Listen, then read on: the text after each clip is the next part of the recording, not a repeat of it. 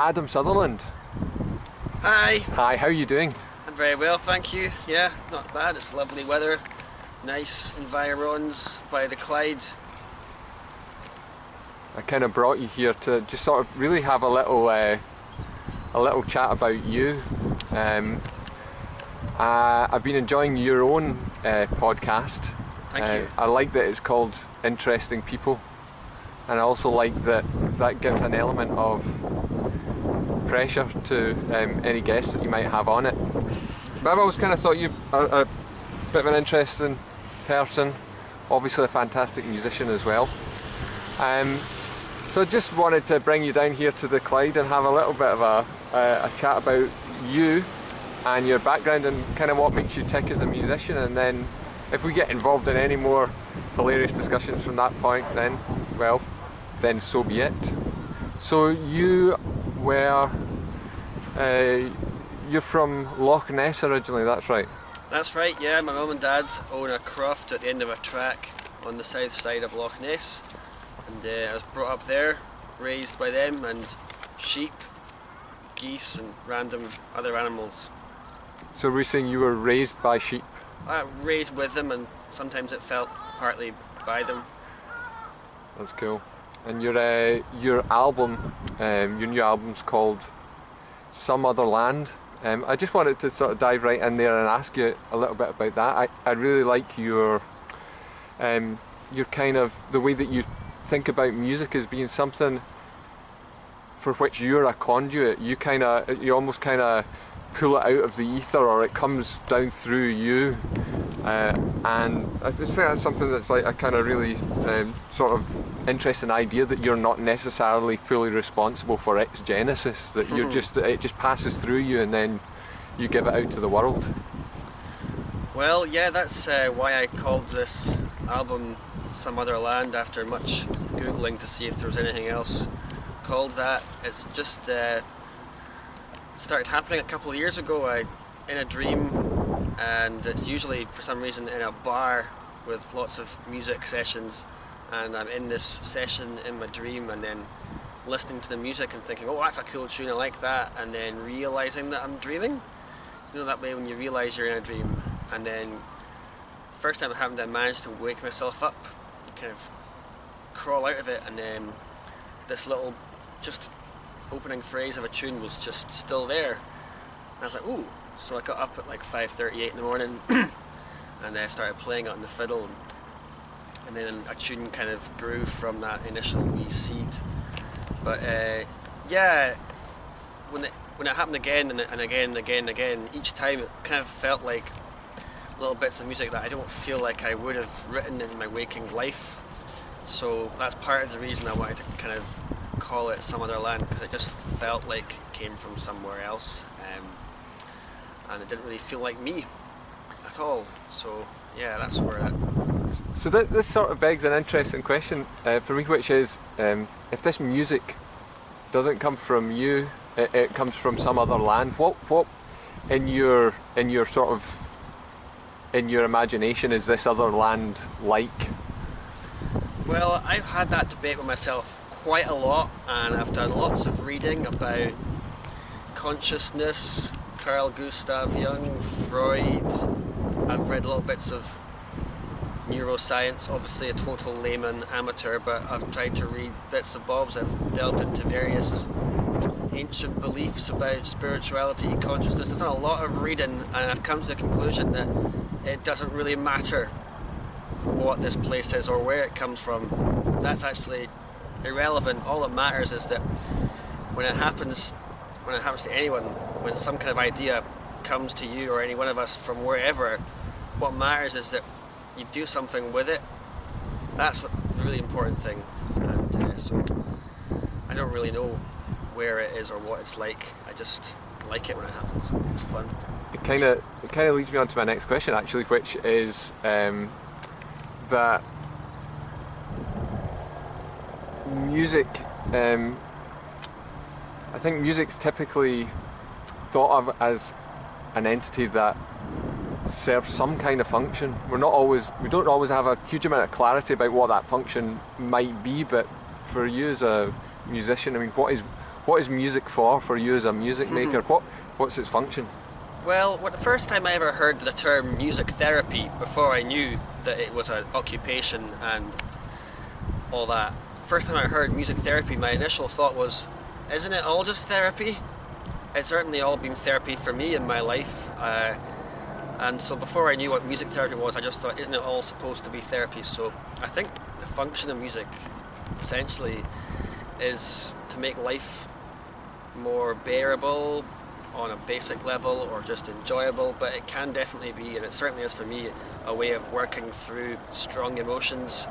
And one of the reasons I like playing the fiddle and writing tunes that don't have words is that you don't have to really name all the feelings. You can just get them out, and if you can write a little melody that perfectly kind of makes you feel better afterwards, then that's a big function for me, and something that I find helpful.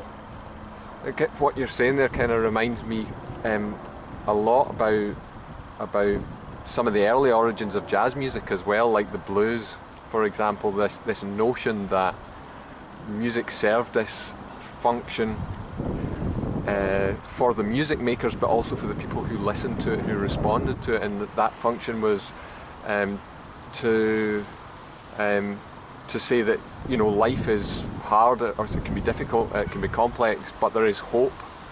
And to me, that's kind of what the blues is. It has that essence of it. It's something that's very specific, a very specific trait of your music. When you play, I hear tons of the blues in there. I'm sure that's something that you're aware of, or something that's been observed about your playing before. But I wonder if you could talk a little bit about that. Well, I'm a huge Led Zeppelin fan, and of course they owe a lot of their sound to music from the deep south, I suppose, in the USA and ultimately Africa. I think the whole world, frankly, owes Africa a huge debt of gratitude. Thank you, Africa, for funk and for the offbeat. So I love all of that stuff and try to get into my playing. But yeah, the chordal stuff, it's really hard to resist sometimes. Sometimes it does feel a little bit naughty sticking it into a Scottish reel or jig, but who cares? So you say it feels a bit naughty, but would you, or I take it you don't ever describe yourself as a purist? No, I'm far too promiscuous musically for that. Okay, so you've got tunes that you've written that are played all over the world.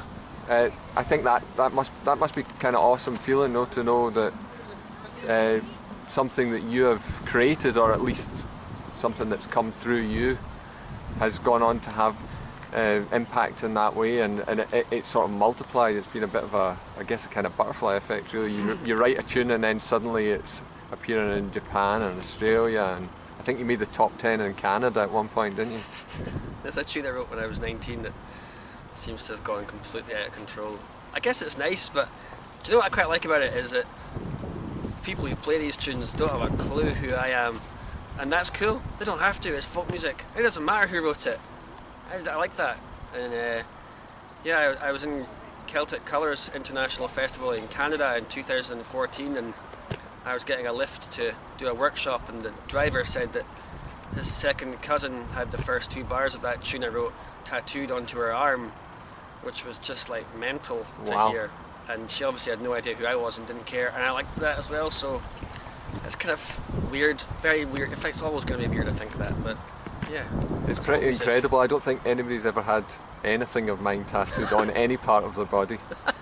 I wonder if they just really like the first 2 bars, though. Yeah, maybe it's not actually that cool. What's wrong with the rest of it? There's now 30 bars, you know? Hey, you know, you should tell them that next time. Yeah, I should have got really irate and annoyed. Yeah, what's wrong with bars 3 onwards? Great. You, maybe want to talk a little bit about a project that I don't know what the word would be.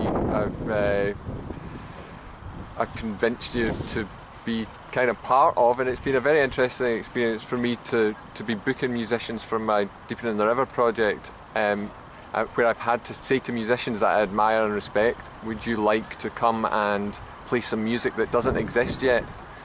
And I think it's a big compliment, actually, that you've agreed to it and that you've taken that leap of faith. I certainly am still searching for some inroads into how to kind of best you know, showcase musicians like yourself, and how to, you know, incorporate it into what my own practice is.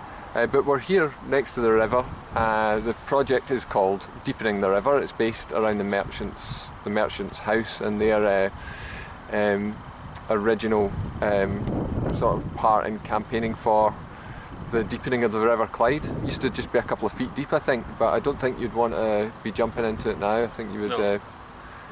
Well, you would, I don't know, your fiddle would go out of tune again. It would go out of tune, and other things, I suppose, kind of risk to life and all that. But I'm very, very happy to be involved in the project, Paul, and I always think that some of the folk who've added some of the most significant contributions to folk music over the hundreds of years that it's been going on for have been folk who have got a knowledge of another discipline entirely, such as classical music influenced Scottish and Irish music very much so, and Baroque music, and that was really interesting what happened there. And yeah, I think someone like yourself, who's a fantastic jazz musician and composer in your own right already in jazz, coming to write some music in the Scottish idiom is really, really exciting, and I cannot wait. I'm really looking forward to it. And yeah, there's some other great folk musicians who've got involved as well, and we're going to just get fired right in there. Good. I'm glad to hear it, and I hope I can come close to doing you justice. As I say, I'm really enjoying listening to Some Other Land. Some great music on there, and I'd recommend it to anybody who's remotely interested in quality music to check it out immediately. Anyway, I can't help but notice that you've got a perfectly serviceable fiddle on your lap. I was wondering if you might give us a little tune.